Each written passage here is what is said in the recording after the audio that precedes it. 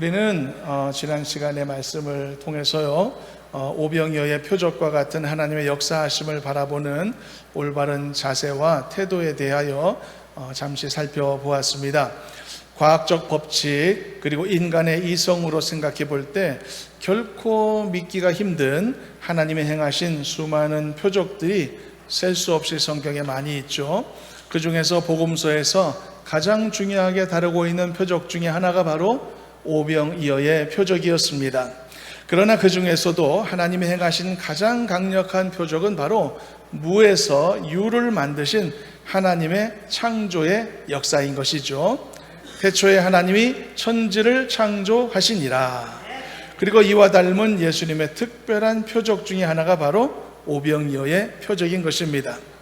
그런데 왜 하나님께서는 이렇게 노골적으로 진리의 말씀으로 정면 돌파하는 방법을 선택하셨을까? 성경을 펼치자마자 첫 장 첫 줄부터 하나님의 존재 자체를 인정하지 않으면 단 한 발짝도 나갈 수 없도록 만드시는, 결코 한 줄도 더 읽어 내려갈 수 없는 그런 글로서 첫 마디를 삼으신 이유가 뭘까? 무에서 유가 창조된다고 하는 사실상 질량 보존의 법칙, 에너지 보존의 법칙이 무너질 수도 있다, 깨질 수도 있다, 예외될 수 있다는 가능성을 생각하지 않고서는 절대로 나아갈 수 없는 이 하나님의 놀라운 창조의 기사를 왜 성경 맨 앞에 담아두셨을까? 그 이유는 진리의 말씀은 포장할 필요가 없기 때문이라고 했습니다. 진리는 당당하고 진리는 언제나 부끄러워할 이유가 없기 때문이라고 했죠. 그래서 핍박이 있고 박해가 오더라도 진리는 타협하지 않았으며 시대의 옷을 입을 필요도 없었던 것입니다. 아마도요, 오병이어의 사건을 경험했던 2000년 전 당시 사람들은 이 예수님의 표적을 당연히 믿었을 것입니다. 왜냐하면 그것은 자신들의 눈앞에서 나타난 벌어진 사건이었기 때문이죠. 그러나 아마도 시간이 지나 세대가 한 번이라도 바뀐 후에 살았던 사람들 중에는 이 표적을 믿지 못하는 사람들이 생겨났을 것입니다. 그리고 조금 더 시간이 지날수록, 그리고 과학과 문명이 발전을 거듭할수록, 그리고 인간이 자신의 능력의 한계치를 인정하려 하지 않고 과학과 인간의 이성을 절대적 선으로 신봉하게 되었을수록 이 예수님의 표적을 믿는 사람들이 점점 갈수록 적어지게 되었을 겁니다. 그리고 지금 이 시대에 과연 하나님이 주신 믿음을 받지 못한 사람들을 제외한다면 그 중에서 몇 사람이나 이런 하나님의 표적들이 현실이 될 수 있다는 가능성을 믿고 살아가고 있을까? 아마도 한 사람도 그 가능성을 믿는 사람들이 없을 것 같습니다. 그럼에도 불구하고 하나님께서 진리를 진리대로 선포하시고 그 방법의 미련함을 통해서도 역사하시기를 기뻐하시는 이유가, 그것이 바로 진리의 말씀이 제대로 전파될 수 있는 유일한 방식이기 때문인 것입니다.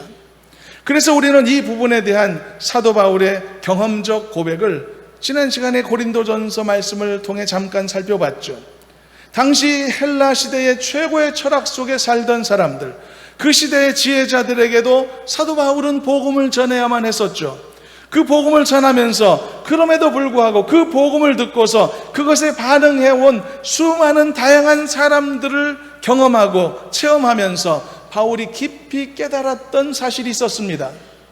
그것은 바로 자신이 전하는 이 복음이라는 것이, 이 진리라고 하는 것이 그들에게 얼마나 미련해 보일까라고 하는 현실에 관한 문제를 그는 알게 되었고, 그럼에도 불구하고 바울은 진리의 말씀으로 타협하지 않기로 결정했죠. 수없이 매맞고 수없이 쫓겨남을 당하면서까지도 그는 진리를 진리대로 선포하는 전공법을 선택했던 것입니다. 그랬더니 어떤 체험이 또 그에게 있었는가? 그가 이렇게 미련한 방법으로 복음을 전하였음에도 불구하고 수많은 사람들이 그 복음으로 말미암아 변화되는 하나님의 역사를 크게 체험했던 것입니다. 그러면서 바울은 또다시 한 가지를 깨달았죠. 아하, 그렇구나. 이것이 바로 진리를 다루는 방법이로구나. 하나님이 이 방법을 기뻐하시는구나. 이 사실을 알게 되었던 것입니다. 바로 이런 깨달음 속에서 그가 고백했었던 것이 고린도전서 1장 18절 이하의 말씀이었던 것이죠.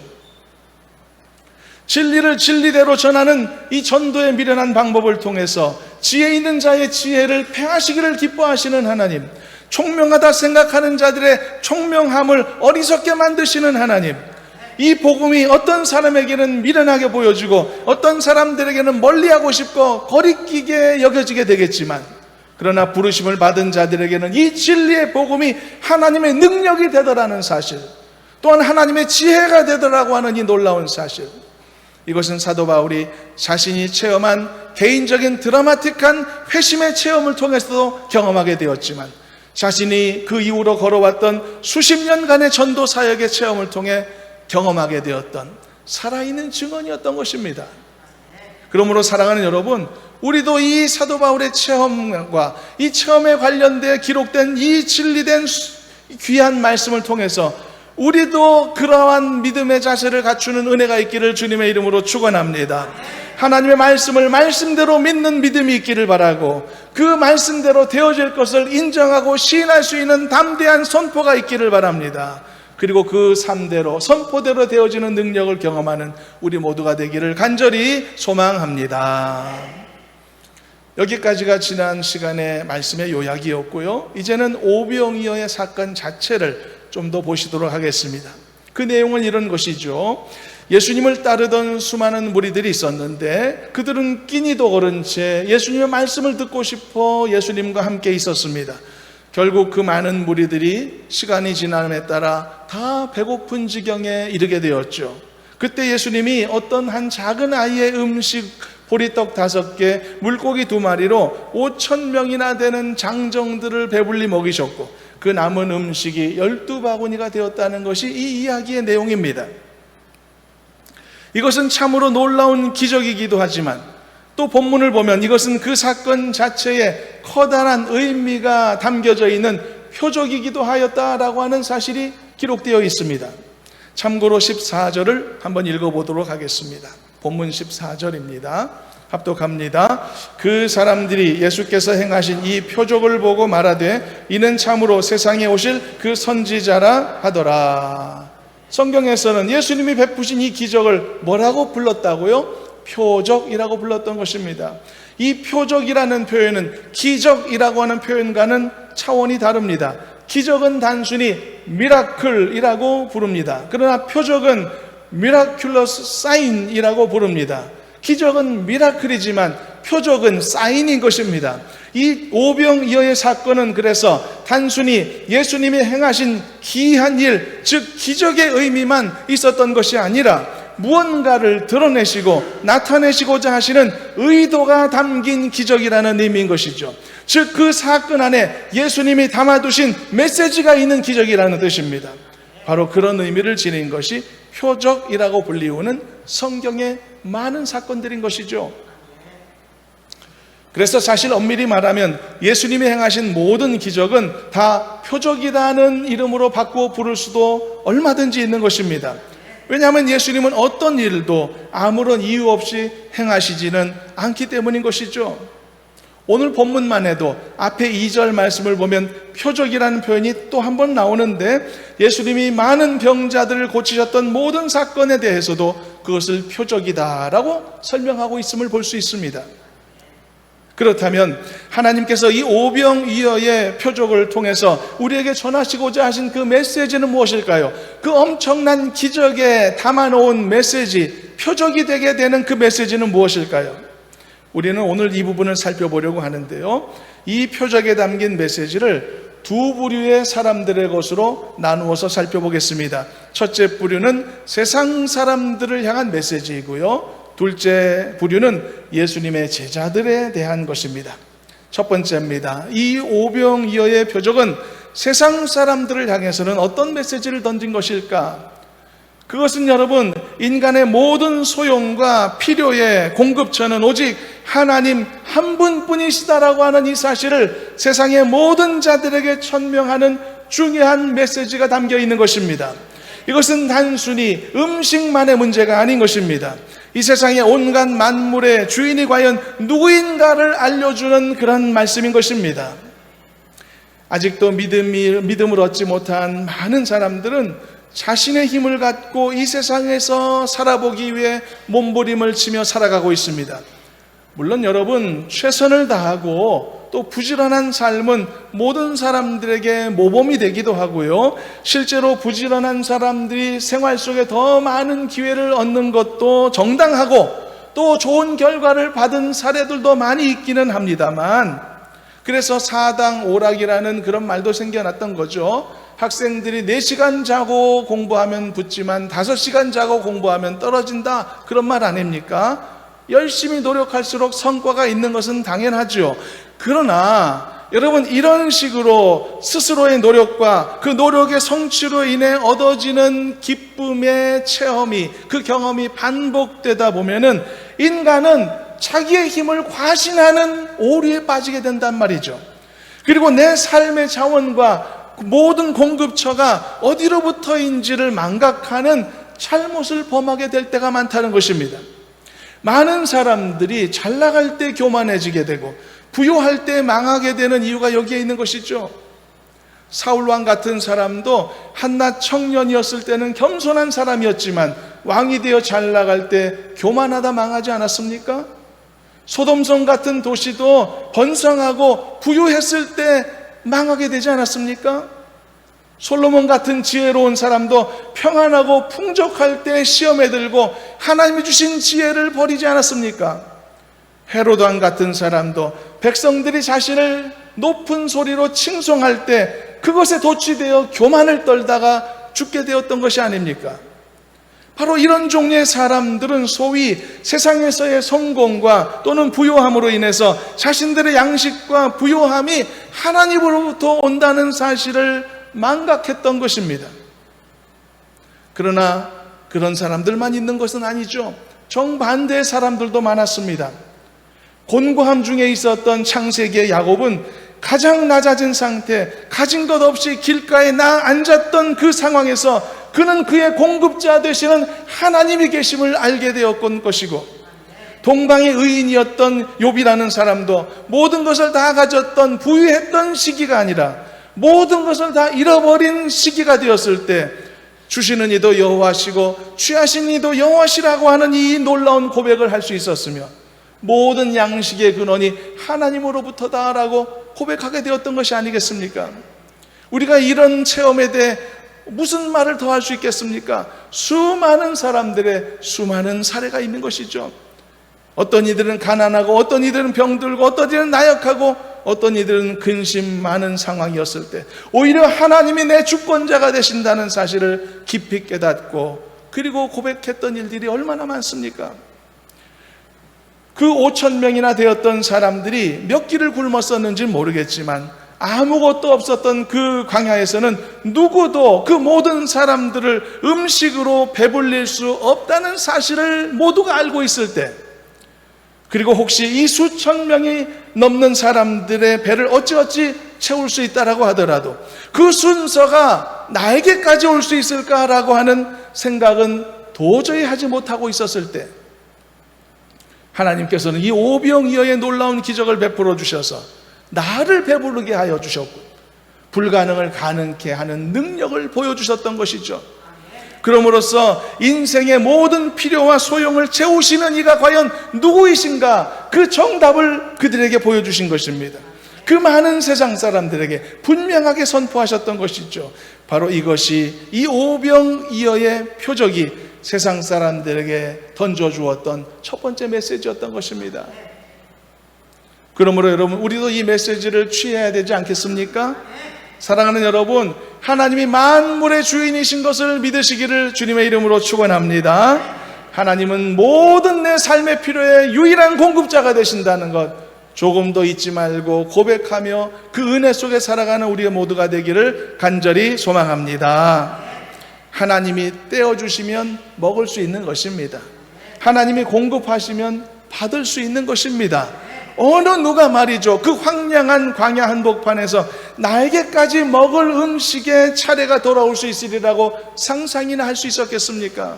그러나 하나님은 오병이어의 표적을 통해서 12광줄이나 넘는 그 넉넉하신 손길을 통해서 진정으로 인생을 먹이시는 전능하신 손길이 누구의 손길인가 분명하게 볼 수 있게 하셨던 것이죠.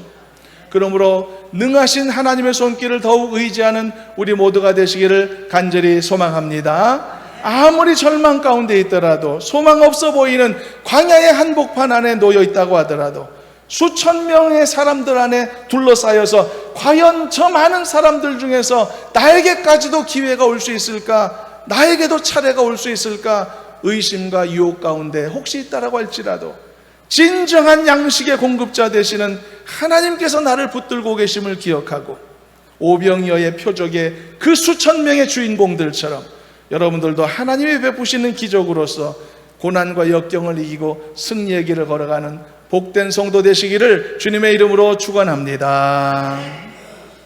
두 번째입니다. 이 오병이어의 표적은 당시 예수님의 제자들에게도 던지는 메시지가 있었습니다. 그러면 그 메시지는 어떤 것이었을까? 이 오병이어의 사건은 제자들에게 있어서는 훈련이었고요, 테스트였고 성장이라는 메시지를 담고 있었습니다. 여러분, 우리가 어느 방면에서든지 유능한 그런 인재를 키워내려면 그저 이론만 파고드는 공부만으로는 부족하지 않습니까? 실험도 해야 되고요, 임상도 해야 되고요, 샘플도 한번 견본도 만들어 봐야 되고요, 교생 실습도 나가야 되고요, 인턴 생활도 좀 해봐야 되고, 이런 실전 감각을 익히는 것이 매우 중요하지 않습니까? 유능한 전투 병력을 길러내려면 앉혀놓고 정신교육만 시킨다고 되는 것은 아니지 않겠습니까? 실제로 나가서 실전 같은 훈련을 통해서 전투력을 키워내야 되는 것 아니겠습니까? 그래서 여러분, 장비도 그렇고 무기도 그렇고요, 사람도 그렇고요, 써본 경험이 그래서 중요하고 해본 경험이 그래서 중요한 것입니다. 우리나라에서 수출하고 있는 FA-50 경전투기가 있죠.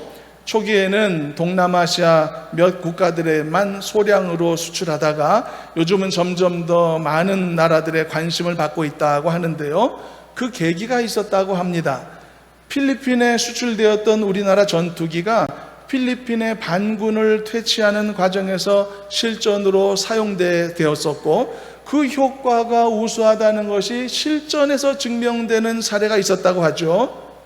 최근에는 태국과 캄보디아에서 국지전이 일어났던 것을 뉴스에서 보았는데요, 바로 그때 태국이 우리나라에서 수입해 갔던 한국산 정밀 유도 폭탄이 사용된 바 되었다라고 하죠.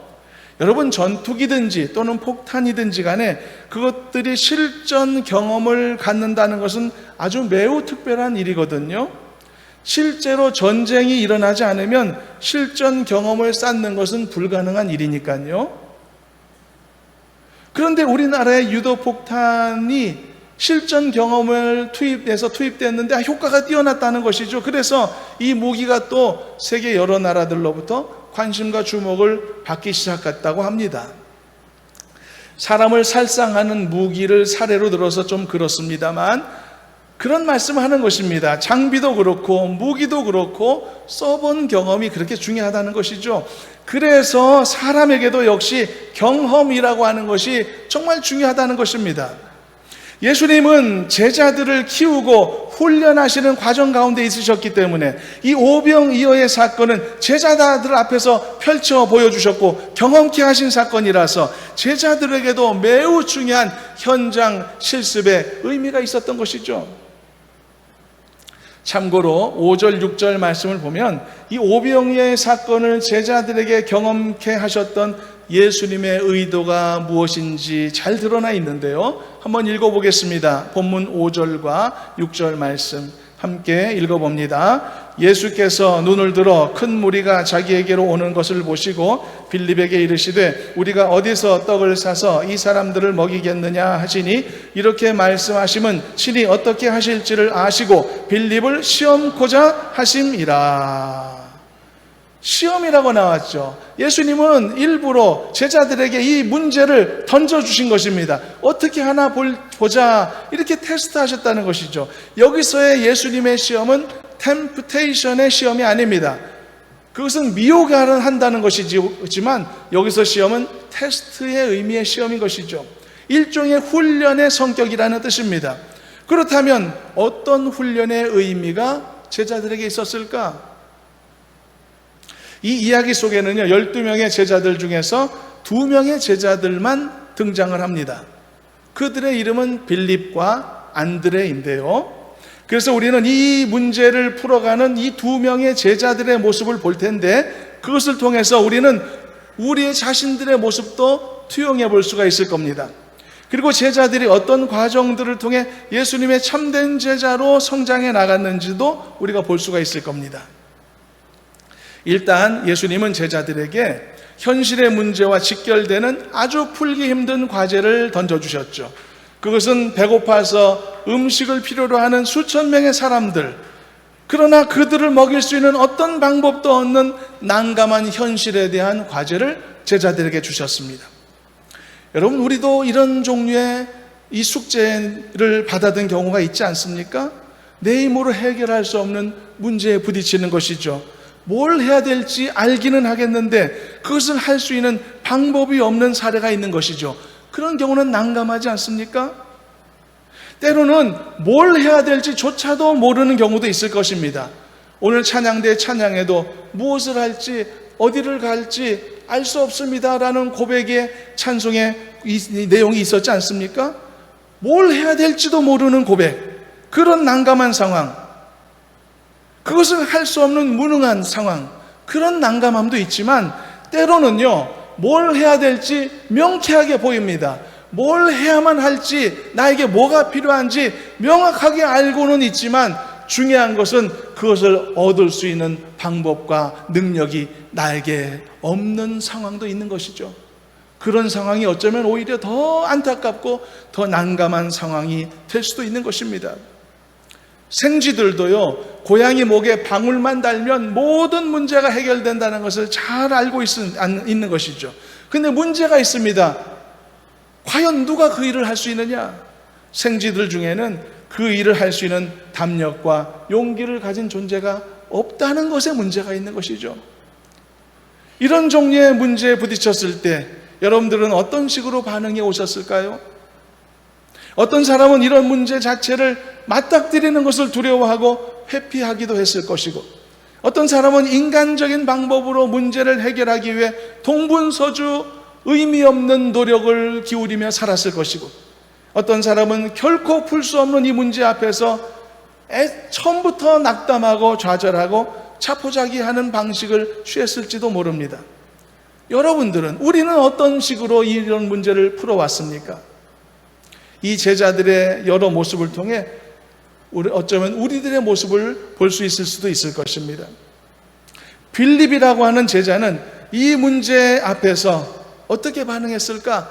아주 현실적이며 타산적인 방법으로 이 문제를 해결하고자 했습니다. 빌립이 했던 대답을 한번 읽어보겠습니다. 7절 말씀입니다. 예수님이 던져주신 이 문제에 어떻게 답을 했는지 읽어봅니다. 빌립이 대답하되 각 사람으로 조금씩 받게 할지라도 200데나리온의 떡이 부족하리이다. 이게 빌립의 반응이었습니다. 빌립은 아주 타산적으로, 아주 현실적으로 문제를 해결하려는 사람의 모습을 보여주었죠. 그는 이렇게 말했습니다. 우리가 이 많은 사람들을 어떻게 다 먹일 수 있습니까? 예수님의 말씀을 듣자마자 그는 계산을 하기 시작했던 것이죠. 컴퓨터 자판을 두들겼던 것이죠. 그랬더니 금방 해답이 나왔습니다. 이 수천 명의 사람들을 먹이려면 200데나리온의 돈이 필요하다는 걸 알았습니다. 그런데 이 돈은 예수님에게도 없고 자신들에게도 없다는 사실을 인지했죠. 그렇다면 방법은 뭘까? 방법은 사람들에게 돈을 걷는 것밖에 없었습니다. 그런데 아무리 계산하고 그 형편을 살펴봐도 이 사람들에게 200데나리온의 돈이 나올 수 없을 것으로 판단이 되었습니다. 그러므로 이 문제의 해결 방법은 없다라고 결론이 나왔던 것이죠. 아무래도 안 되겠습니다. 불가능해요. 이게 그의 결론이었던 것이죠. 이게 예수님이 던져주신 이 인생의 문제를 대면했던 빌립의 방법이었습니다. 이 빌립의 모습에서 혹시 나의 모습을 볼 수 있는 분은 계시지 않나요? 두뇌가 명석하고요, 인생의 경험도 많고, 그리고 사리 판단도 너무 잘하지만, 그러나 언제나 인생의 문제들을 현실적인 눈으로만 바라보고, 내 힘으로 문제가 해결될 수 없을 것 같으면 조바심을 내고, 내 문제가 내 능력으로 해결된다 싶으면 그저 안심하기만 하는, 즉 하나님의 능력과는 관계없이 살아가는 지극히 현실주의자적인 모습을 내가 하고 살고 있었던 것은 아닐까? 타산적이고 현실적인 그 문제 해결 방식에 매우 익숙해져서 돈이 넉넉하게 있으면 안심하게 되고, 좀 돈이 부족하고 없어지면 불안해하고 초조해하는 그런 심리를 갖고 살아온 나의 삶은 아닌가? 계산해보고 머리를 굴려봐서 조금이라도 부족함이나 모자람이 느껴질 때는 할 수 없다고 단정하고 되지 않는다라고 말하면서 그렇게 부정적인 태도로 살아온 삶은 아닌가? 빌립은 나름대로 명석하고 사리 판단도 매우 빠른 사람이었습니다. 그렇지만 빌립의 믿음에는 한 가지 특징이 있었습니다. 그것은 그의 믿음은 현실에 묶여있는 믿음이라는 것이죠. 이것이 빌립이 가진 믿음의 특징입니다. 그렇기 때문에 빌립이 가진 그 믿음은 아무런 하나님의 능력도 역사하심도 체험할 수 없었던 메마른 믿음이었던 것이죠. 빌립에게도 믿음이 없었던 것은 아닙니다. 그런데 그 믿음이 메말랐다는 것에 문제가 있는 것이죠. 오징어도, 생오징어도 있지만 마른 오징어도 있는 것처럼 말이죠. 사랑하는 여러분, 인간의 계산을 뛰어넘어 하나님의 능력을 의지하는 복된 성도들이 되시기를 주님의 이름으로 당부하고 또 당부드립니다. 살아있는 믿음의 소유자가 되시길 바랍니다. 능력으로 변화될 수 있는 믿음의 소유자들이 되시길 바랍니다. 이것이 이 말씀을 통해 우리에게 주시는 도전인 것입니다. 빌립은 5,000명을 먹이는 일을 돈으로 계산했죠. 그러나 예수님은 인간이 상상할 수 없었던 하나님의 능력으로서 그 놀라운 일을 이루셨음을 우리는 기억할 필요가 있지 않을까요? 현실에 붙잡힌 절름발이 믿음을 우리는 내어던져야 되겠습니다. 하나님의 능력에 붙잡힌 강한 믿음의 소유자로 살아가야 되지 않겠습니까? 우리 모두 이런 믿음의 소유자들이 될 수 있기를 간절히 소망합니다. 두 번째로 안드레라고 하는 제자의 반응을 살펴보겠습니다. 먼저 안드레가 이 던져진 문제에 대해 반응했던 내용을 읽어보겠습니다. 8절 9절을 보면 이번에는 안드레의 대답입니다. 8절부터 합독합니다.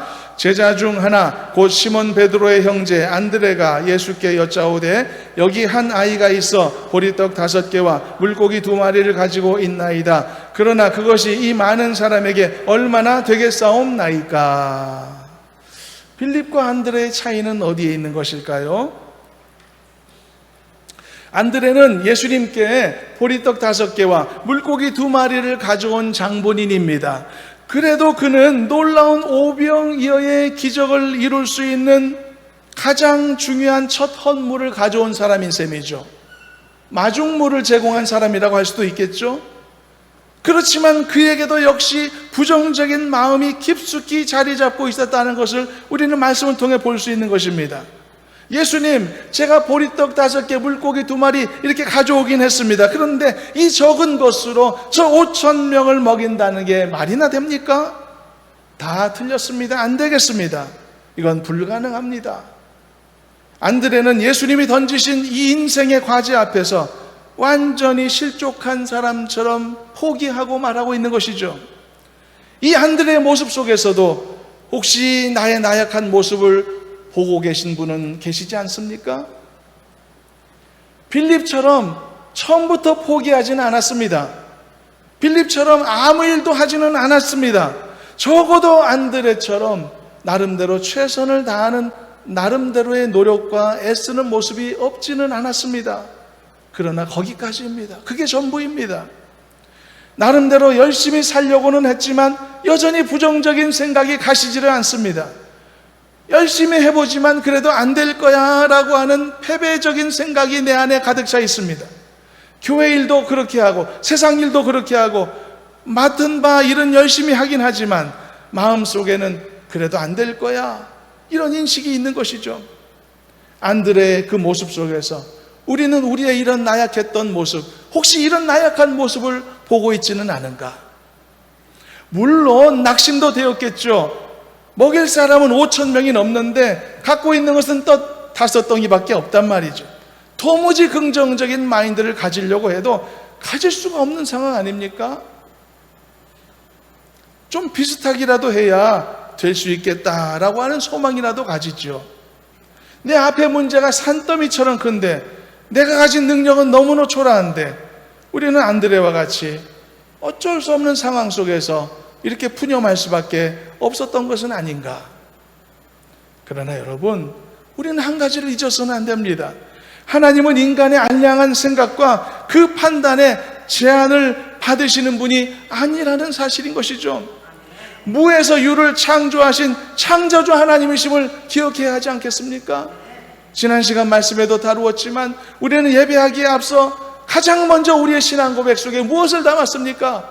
전능하사 천지를 만드신 하나님을 나는 믿는다라고 고백하지 않았습니까? 인간의 계산으로는 산출해낼 수 없는 방법과 방식을 통해서 이 온 세상을 무에서 유로 창조하신 창조주 하나님, 그 하나님이 5,000명을 먹이시고 그뿐 아니라 더 큰 일도 행하실 수 있다는 사실을 우리는 잊어서는 안 될 것이 아니겠습니까? 그래서 빌립과 안드레가 보여주었던 이 아쉬운 모습에서 큰 교훈을 얻어서 더 지금보다도 강하게 하나님을 신뢰하는 단단한 믿음의 사람들로 거듭나기로 결심하는 우리 모두가 되었으면 좋겠습니다. 여러분들의 믿음이 더욱 성장하기를 축복합니다. 더 나아지기를 축복합니다. 그래서 하나님의 능력을 더 구체적으로 경험하는 복된 삶 되기를 주님의 이름으로 축원합니다. 이제 이렇듯이 아무도 풀지 못했던 이 2명의 제자들도 풀 수 없었던 이 현실적인 인생의 문제를 두고서 예수님은 과연 어떻게 문제를 풀어내셨는가를 살펴보며 오늘의 말씀의 결론을 삼겠습니다. 첫 번째로, 주어진 환경이 어떤 상황이라고 하더라도 예수님은 주어진 것에 대한 하나님을 향한 감사를 잊지 않으셨다는 사실입니다. 11절 말씀을 보면 예수님께서 떡을 가지시고 축사하셨다고 되어 있죠. 감사하셨다는 뜻이죠. 200데나리온이라는 엄청난 금액이 필요한 문제의 상황 속에서 떡 5덩이를 한 손에 쥐고 감사할 수 있는 사람이 몇이나 될까? 현실에 묶여있는 믿음의 소유자들은 절대 감사할 수 없었을 겁니다. 그러나 예수님은 하늘을 우러러보시며 주신 5덩어리 떡을 놓고 감사를 드렸죠. 이것이 주어진 현실의 문제를 해결하셨던 예수님의 해결 방법의 첫 번째 단계였습니다. 저와 여러분들도 감사하실 수 있기를 바랍니다. 형편과 상황이 어떠할지라도 먼저 감사하실 수 있기를 바랍니다. 기도해야 될 기도 제목이 수없이 쌓여 있을지라도 기도의 입술을 열기 전에 먼저 감사로 영광 돌리시기를 바랍니다. 그럴 때 놀라운 기적이 펼쳐지게 될 줄로 믿습니다. 두 번째, 예수님은 주어진 그 작은 것을 갖고 하나님 앞에 감사로 기도하신 후에 믿음으로 과감하게 간구한 것들을 실천하셨다는 사실입니다. 11절 말씀을 보면 예수님이 떡을 가지고 축사하신 후 그 떡을 떼셨다라고 말하고 있습니다. 그리고 옆에 있는 제자들에게 나누셨다라고 말씀하고 있죠. 예수님께서 5,000명이나 되는 그 수많은 사람들 앞에서 5덩이 밖에 되지 않았던 그 떡을 떼어 나누기 시작하신 것은 불가능을 가능케 하시는 하나님의 역사를 확신하셨기 때문이 아니겠습니까? 마치 여러분 홍해바다 앞에서 먼저 막대기를 내밀었던 모세처럼 말이죠. 여러분, 홍해가 갈라진 게 먼저입니까? 막대기를 내민 행위가 먼저입니까? 막대기를 내민 게 먼저입니다. 그 다음에 능력은 따라왔던 것이죠. 마치 흐르는 요단강 물에 먼저 담대하게 첫 발을 내밀었던 여호수아와 언약궤를 메었던 제사장들처럼 말이죠. 요단강이 갈라진 게 먼저입니까? 첫 발걸음을 뗀 게 먼저입니까? 첫 발걸음이 먼저인 것이죠. 구름 한 점 없는 쨍쨍한 하늘을 바라보며 비를 주시라고 먼저 2팔 벌려 하나님 앞에 간구했었던 엘리야처럼 말이죠. 소낙비가 먼저입니까? 두 팔을 벌린 게 먼저입니까? 두 팔을 벌린 게 먼저였단 말입니다. 아무리 작은 것이 내 앞에 놓여 있을지라도 그것을 주신 하나님께 감사하고 그 작은 것을 통해서도 놀라운 일을 이루실 것을 믿는 믿음으로 담대하게 나아갔던 것, 이것이 아무도 풀 수 없을 것 같았던 그 예수님이 던지신 그 문제를 해결하신 예수님의 실천적 모범 답안이었던 것이죠. 여러분들도 이 모범 답안을 닮아가시기를 주님의 이름으로 축원합니다. 감사하시기를 바라고 먼저 발걸음을 믿음으로 떼실 수 있기를 바랍니다. 그럴 때 주님이 예비하신 놀라운 은혜를 경험하게 될 줄로 믿습니다. 말씀을 맺겠습니다. 사랑하는 여러분, 주어진 작은 것에도 반드시 감사하실 수 있기를 바랍니다. 저 사람은 5개 받았는데 왜 나는 1개만 주셨습니까? 불평하지 마시고, 받은 1개조차도 불평하는 마음으로 땅에 묻었던 불충스러운 종처럼 살지 마시고 하나님 앞에 작은 것에도 감사하시고, 그리고 과감하게 떡을 떼는 그런 믿음의 결단이 저와 여러분들에게 있게 되시기를 소망합니다. 내가 믿음으로 손에 주어진 떡을 떼기 전까지는 내가 가진 이 떡으로 얼마나 많은 사람들을 먹일 수 있을지를 확인할 수가 없는 것입니다. 체험할 길도 없는 것입니다. 그러나 내가 과감하게 믿음으로 떡을 떼기 시작하게 되면 내게 주신 작은 것으로 놀라운 일을 이루시는 하나님의 영광의 역사를 비로소 목격할 수 있게 되는 것 아니겠습니까? 그러므로 여러분, 첫 번째는 감사하는 믿음 가지시길 바라고, 두 번째는 떡을 떼는 믿음을 취하시기를 바랍니다. 그래서 오병이어의 기적 같은 이 엄청난 주님의 역사를 체험하며 살아가는 능력 있는 성도들이 되시기를 주님의 이름으로 축원합니다. 기도하겠습니다. 하나님 아버지, 이 놀라운 하나님의 말씀이 흘러가지 않게 도와주시고 내 마음에 붙잡혀 새겨지게 하여 주시옵시고, 그리하여 우리도 이와 같은 능력 있는 은혜의 삶을 살아가도록 복내려 주시옵소서. 작은 것에도 감사하게 하여 주시옵시고 먼저 믿음으로 선포하며 발을 뗄 수 있는 담대함이 있도록 도와 주시옵소서. 예수님의 이름으로 기도하옵나이다. 아멘.